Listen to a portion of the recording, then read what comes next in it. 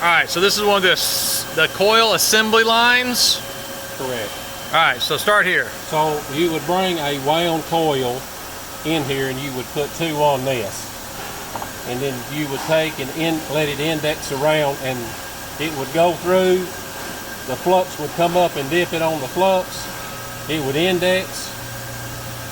Then it would go, and the solder pot would come up and solder it, and then go back down.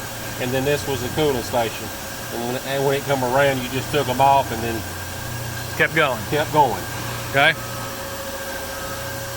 So what this purpose of this Baker tester does is that you would send a known wave.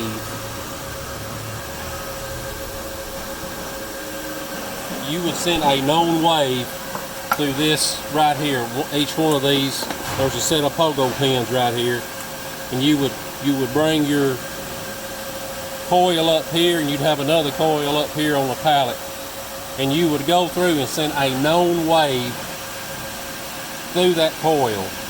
And if you crimped the wire or the insulation was broken down, this right here would tell you if the coil was good or bad. Okay. Alright, so then this is just an assembly station. That's correct. Alright, then we got another assembly station. Then we turn the corners, got the automatic pallet turners. Then we come back over here on this side, and this is riveter. Orbital riveter, Baltec orbital riveter. We'll rivet it to the metal. Then we'd come back around here, and you'd recycle back into the starch.